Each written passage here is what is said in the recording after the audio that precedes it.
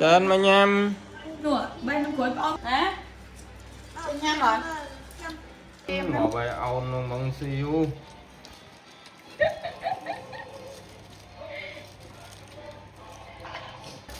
Còn gì dựa hao chứ.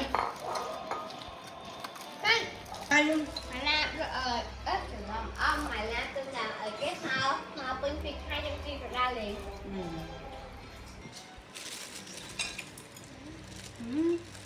Cái này làm pi con. Bà mày mới biết khi mà tôi con thì đau thì nó liền.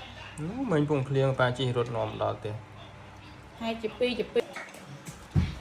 Làm mà để chị ăn câu ở kia. Ê, nó mất cái sân. Phải chịu tiền. Cái sân trong nhà lấy tiền. Cái sân này à? Cái sân trong nhà mua tiền, sân trong nhà lấy sân. Thế cho Ông chọc. Tên lên. Ăn con nhé. Coi nữa, ông bị chọc chăng anh. Vô đó mình nên tự ăn không không? Nên con này. Ba mình ở đây hỏi. Này, Cái đó là súp à. hai nó được thông. Hào thông này nè. Ngang nhỉ? Nhằm đồng trúc nha. Ôi, ngang nhỏ đó. Ngang nhỉ?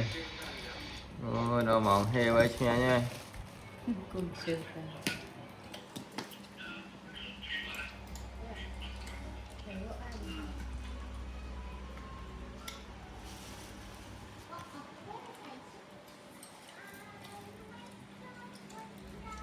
Biết đó là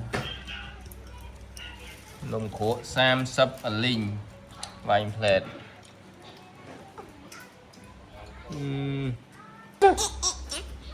Lừng lên rằng.